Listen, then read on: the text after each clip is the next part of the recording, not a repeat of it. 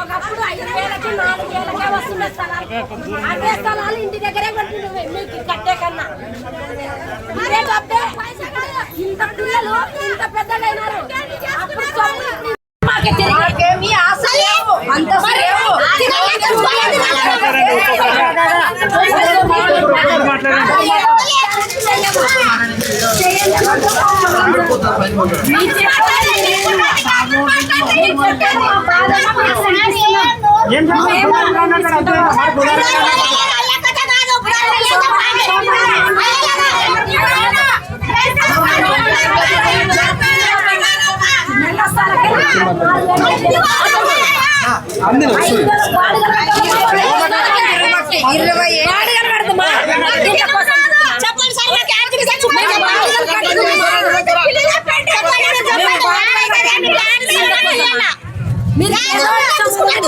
చెప్పాల మాకు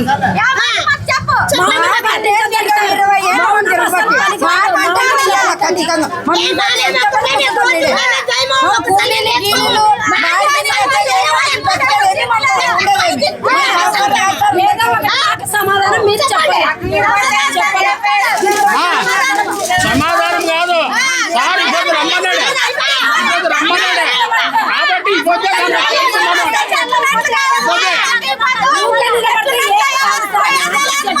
చేస్తేనే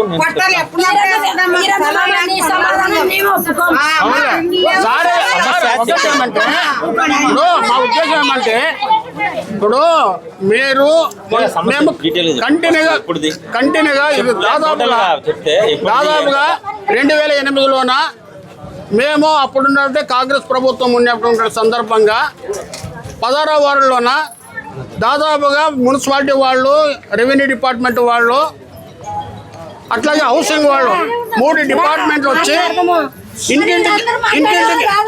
ఇంటింటికి వచ్చి సర్వే చేయడం అనేది జరిగింది. ఇంటింటికి సర్వే చేసిన తర్వాత దాదాపుగా 890 మందిని లబ్ధిదారుగా గుర్తించారు. మరి గుర్తించిన తర్వాత 2,100 రూపాయలు కడితే మీకు ఇంటి స్థలాలు చూపిస్తామని చెప్పేసి అప్పుడున్నటువంటి అధికారులందరూ కూడా చెప్పడం జరిగింది. నేను అప్పటిగా ఆ ఏరియాలో కౌన్సిలర్ నేను 16వ వార్డుకు. కాబట్టి ఆ సందర్భంగా దాదాపుగా 490 మందికి కట్టేయడం అనేది జరిగింది. దాన్ని మాకు సిరుగుంప రోడ్లోన ఈ 217 మందికి సిరుగుంప క్రాస్లోన మాకు స్థలాలు చూపించడం అనేది జరిగింది. 217 మందికి చూపిస్తే ఇక్కడ 257 మందికి యువతల పక్క చూపించారు. అయితే దానికి పట్టాలు ఇవ్వమని చెప్పేసి 2015లోన 10లోన మాకు స్థలాలు చూపిస్తే ఆ స్థలాలకు పట్టాలు ఇవ్వమని చెప్తే 2012లోన అక్కడ మీటింగ్ పెట్టి మీ అందరికి కూడా హౌసింగ్ శాంక్షన్ అయింది, మేము పట్టాలు అక్కడికే పంపిస్తాం హౌసింగ్ వాళ్ళకి అని చెప్పడం జరిగింది. అయితే మరి దాని ఇస్తారంటే 2014 వరకు కూడా చూస్తే కూడా మరి అప్పుడుండే ఏమాత్రం కూడా మీకు శాంక్షన్ అయింది కానీ మేము ఇప్పట్లో నా స్కీమ్ అయిపోయింది అని చెప్పారు. మరి స్కీమ్ అయిపోయిన తర్వాత కనీసం మాకు పట్టాలన్నా ఇవ్వండి అని చెప్పేసి మనం కంటిన్యూ ప్రోగ్రామ్ చేస్తున్నాం. ప్రభుత్వాలు మారినా మా యొక్క సమస్య పరిష్కారం కాలేదు కాబట్టి 2023-2లోన మరి జగనన్న ప్రభుత్వం వచ్చిన తర్వాత సాయి ప్రసాద్ రెడ్డి ఎమ్మెల్యేగా ఉన్నటువంటి సందర్భంగా ఇక్కడ 257 మందికి ఇక్కడ పట్టాలు ఇవ్వడం జరిగింది. మరి రైల్వే ట్రాక్ దగ్గర బ్రిడ్జి పక్కన డిఎస్పీ 217 మంది ఇక్కడ మిగిలినారు.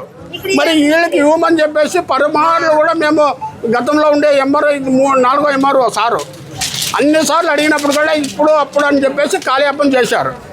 మరి ఇక్కడుండే ఎంఆర్ఓ దగ్గర మళ్ళీ దీన్ని తీసుకొచ్చిన తర్వాత అక్కడ పెద్ద పెద్ద చెట్లు మలిస్తే ఆ స్థలం మాకు కేటాయించినారని వీళ్ళందరికీ తెలుసు. వీళ్ళందరూ కూడా అక్కడ పోయి అప్పుడుండేటువంటి స్థలాలు చూపించిన తర్వాత అక్కడే వాళ్ళు కలర్ కొట్టుకొని అక్కడే అన్నీ చేశారు. అయితే మరి ప్రభుత్వాలు మరి మారిన తర్వాత వాళ్ళు పట్టాలు హౌసింగ్లో ఉన్నారని చెప్పారు కానీ వాళ్ళు ఇవ్వలే. తర్వాత క్రమంలోనే అనేక సార్లు మరి కనీసం ఈ స్థలంలో స్వాధీనం చేసుకుందామని స్థలం దగ్గరికి పోతే పెద్ద పెద్ద చెట్లు ఉన్నాయి. మరి ఆ చెట్లను క్లీన్ చేయాలని చెప్పేసి ఎంఆర్ఓ గారికి పలుమార్లు కూడా మేము విజ్ఞప్తి చేశాము. ఆయన ఇప్పుడు అప్పుడన్నీ దాదాపు ఒక 3 నెలల టైం తీసుకున్న తర్వాత మేమైతే చేయలేము, మీరే ఏమన్నా చేసుకుంటామంటే మాకు ఎలాంటి అభ్యంతరం లేదని చెప్పడం జరిగింది. అయితే మేమందరం కూడా 217 మంది లబ్ధిదారులు అందరూ కూడా పోయి దాదాపు 45 రోజులు జేసీబీలు పెట్టి క్లీన్ చేసుకొని ఆ ముందు అవన్నీ ఏరిన తర్వాత సర్వేర్ గారికి అప్పచెప్పారు. సర్వే చేస్తామని పిమ్మట 17వ తేదీ మేము అయిపోగొట్టుకుంటే ఈయన జూన్ 17కి అయిపోతే 19 సర్వేను పంపించారు.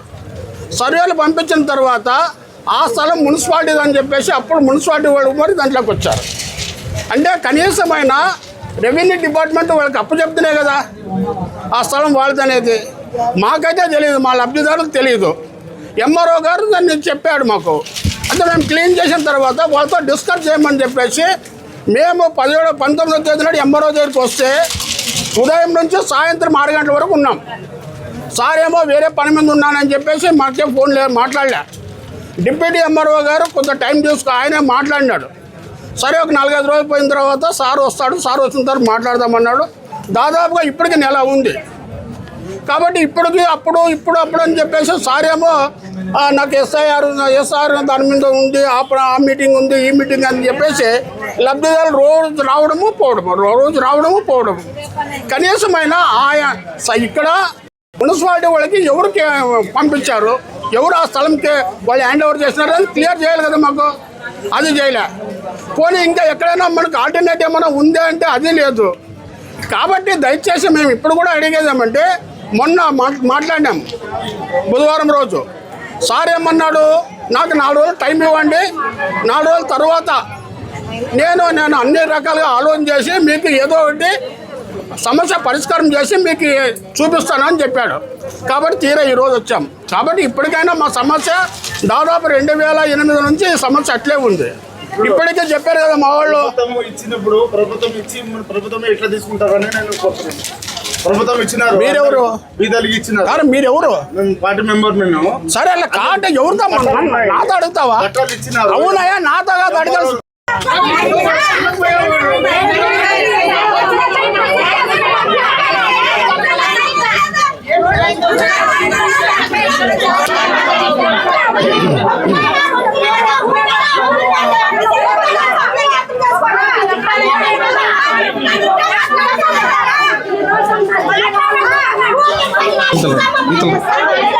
అక్కడ పోనమ్మా మీరు.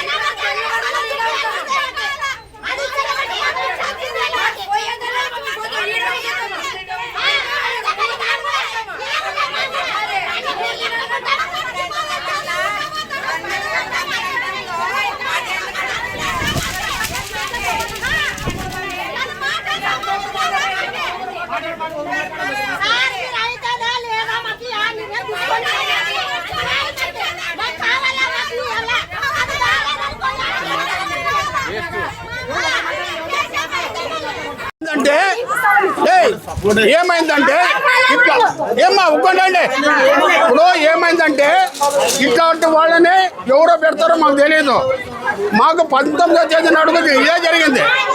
19వ తేదీ నాడు కూడా ఏమొచ్చినారంటే ఏమ్మా 19వ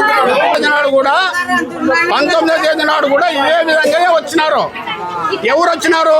నాకు ఇక్కడ పట్టాలు ఉండవి, ఇక్కడ హౌసింగ్ వాళ్ళు ఇచ్చినారు, జగనన్న ఇచ్చినాడు అని చెప్పేసి కూడా దీన్ని తప్పుదో పట్టడానికి ఇట్లాంటి వాళ్ళు వస్తున్నారు. మాకు వీళ్ళేమి కాదు, ఇట్లా అంటే డబ్బులు ఇవ్వడానికే ఇదంతా. కాబట్టి ఆ రోజు గలాడు కూడా జరిగింది అక్కడే. అది ఎవరో కానిస్టేబుల్ అంట 6 పట్టాలు ఇచ్చినారు, ఆయన మా ఉండవంటాడు. ఇంకొకటి అరుణ్ జ్యోతి నగర్ వాళ్ళు మాకు ఉండవి అంటారు. ఇట్లా పేపర్ యాడ్ ఉంటుంది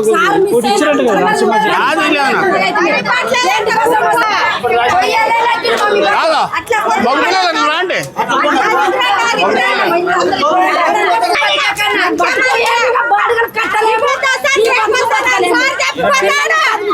పోదాం రండి, కమిషనర్ సార్ రమ్మన్నాడు. ఇంతమంది లేదు సార్, మా వాళ్ళు వస్తారు ఆడే ఉంది. లేదంటే ఇప్పుడు మనం పెద్ద మనుషులు ఎవరో రండి సార్ కమిషనర్ గారికి. మేము సార్ మాకు అవసరం లేదు సార్, మీరే మాట్లాడుకోండి. ఇప్పుడే పోదాం అంటే అందరూ వస్తాము, అందరూ వస్తాము.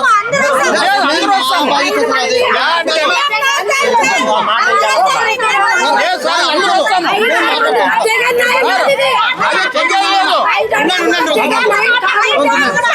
సార్ అట్లా కాదు.